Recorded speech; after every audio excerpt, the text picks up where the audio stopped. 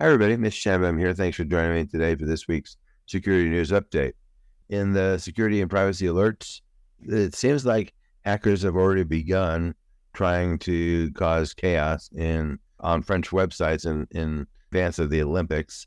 We know certainly historically there have been a lot of unrest going back to things like the 1972 Munich Games, where attackers killed 11 Israeli athletes, the bombing in 1996 in Atlanta. And not all these attacks were physical, but we've seen multiple games, including the most recent ones, face significant cyber attacks. The Russian-sponsored hackers are already starting to do that, and I think we should expect to see a lot more of this during the Paris Olympics. New quantum computer outperforms Google's previous record by 100 times, which is pretty amazing. It's called Quantinium, I think is the way you pronounce that. It's a startup backed by JP Morgan Chase. They claim a record with 56 trapped ion qubits. Qubit is a measure of power of quantum computing, and trapped ion is one of the technologies that's involved in that. There is a benchmark that is quantum computing favorable. That's the benchmark they're using. It's useless for real world, but it does give you a way to compare between different quantum computers, so that's good. Google, on the other hand, said that their beast could do a unit of work in 200 seconds that would take a conventional computer 10,000 years.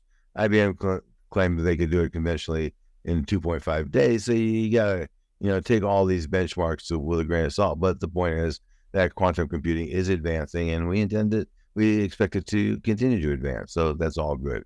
In important issues, we'll see how this works. I am far from convinced this is a good strategy, but it may work in Singapore where they're trying it. Banks are by law being forced to phase out one-time passwords, and users hate one-time passwords, so I get that. They are going to go off and use basically a security key on their phone. Now, I'm sure nobody's phone here ever gets compromised, so I think we're good as long as, it's on the phone. And I think that's really the problem here. What happens when your phone gets compromised? And obviously in Singapore, what's going to happen is it's going to make the phone a much more attractive target, even more attractive than it already is. Microsoft, what comes around goes around. Years ago, Microsoft used to generate incremental updates. And then in the last few years, they generated these things they call cumulative updates because they discovered that people were missing patches. And they may have actually figured out a way to fix this particular thing. But what they claim is by the end of the year, they're going to go back to incremental patches. And part of the reason is the install time is ridiculously complex and time consuming for new installs because you're really installing all the patches that have ever been deployed. And if they can really figure out what patches are missing, that'll work great. We'll see whether they're successful at it. I don't know. I'm hoping for the user's sake that they are successful at it. Next, Cisco scores a perfect 10. Unfortunately, we're not talking about gymnastics here. We're talking about bugs that allow hackers to do bad things. This is in Cisco's Smart Software Manager, which mostly larger organizations like financial institutions and telecommunications carriers and stuff like that, big business use. Unfortunately, that's also a great target for attackers. So the bug allows hackers to bypass authentication completely. That includes admin passwords, and they can go change any password, anywhere in the system. Next, the EU and Twitter are at it again. Gee, there's a big surprise, huh? Who would have guessed that? The EU is claiming that Twitter is being deceptive. I can't imagine that. Not being transparent and limiting access to data for researchers. The fine could be up to 6% of their global revenue, which before they went private was about $5 billion a year. Now it's probably a lot less than that. Twitter can appeal the decision and propose alternatives to a big fine, which I'm guessing they will do. They will attempt to go make as little change as humanly possible while still placating the Europeans, but that's going to be at least a year off, if not more. Next, I will have to say 3 cheers to the first honest 8K report I've seen. As of the end of last year and the middle of this year for smaller companies, publicly traded companies have to file an 8K report with the SEC every time they have a cyber attack. So mostly it says, gee, something happened. We're investigating. We'll let you know more later, which is Not terribly helpful, but it does at least alert investors to say, there's something here. We don't know whether it's bad or horrible, but you should keep your ears peeled for that. Bassett Furniture was hit by a cyber attack. They had to shut down their IT systems in manufacturing. Stores are open, but orders can't be fulfilled. So if there's something that's on the showroom floor, then you can get it, but other than that, you can't. And what they said in their 8K was that the attack has had and is reasonably likely to continue to have a material impact on the company's business operations until recovery efforts are complete.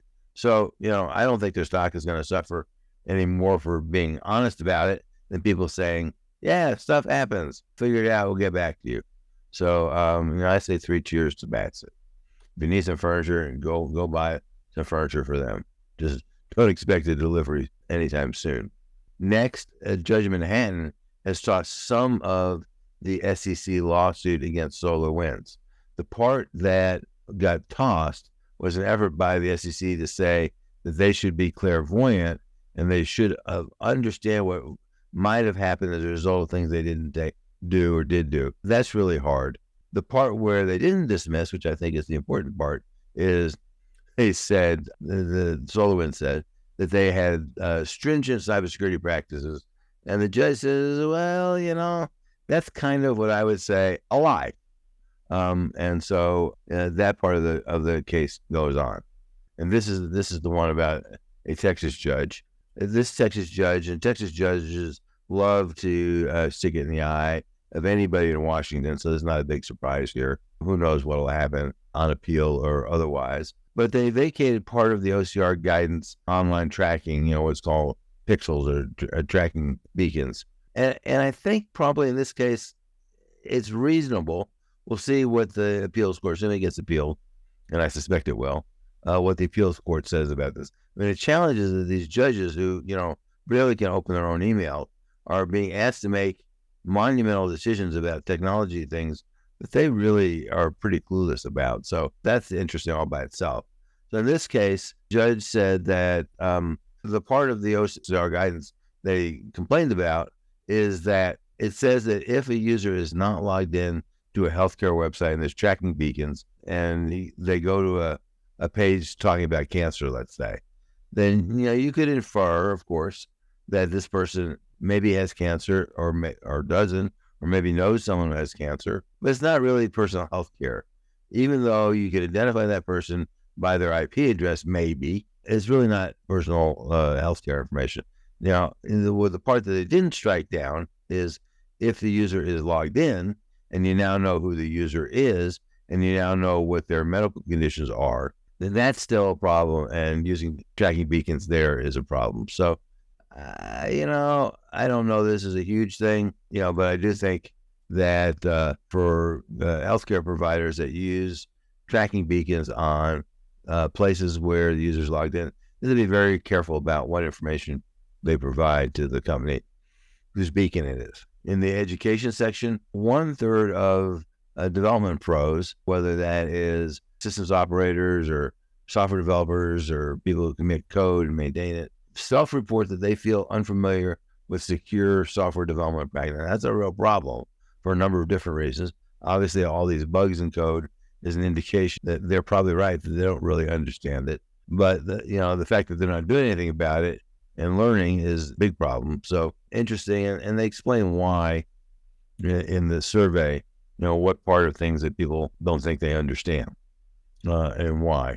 In breaches, of course, mostly this is about crypto, because it's always about crypto. Users of the LiFi, li.fi, cross-blockchain protocol, they lost about $10 million this week.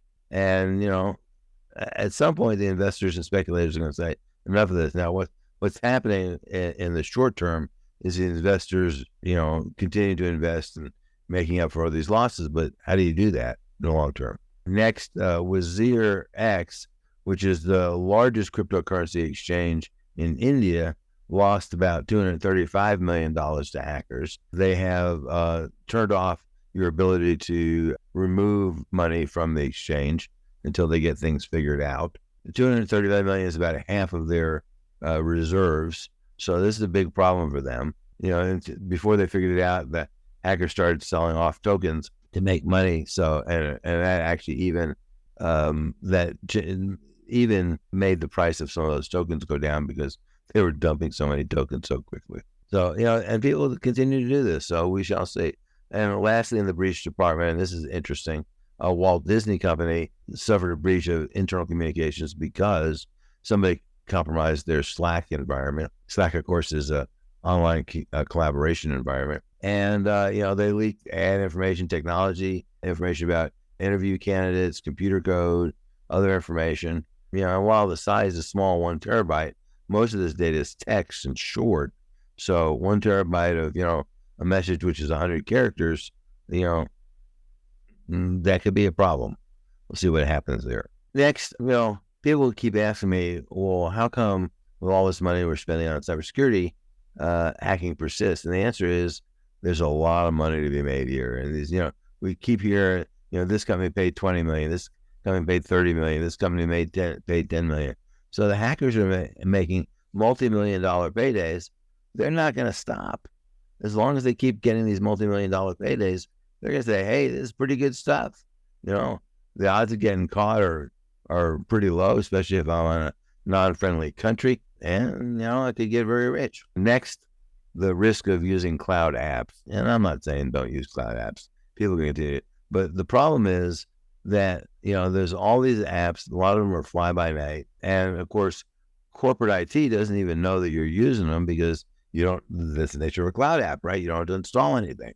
We saw here were 2 pretty innocuous PDF conversion tools. You upload your document, whatever it is, and it converts it to a PDF. They had no security. Researchers found about 90,000 documents because and these were like, sometimes they were identity documents, passports and stuff. Not good.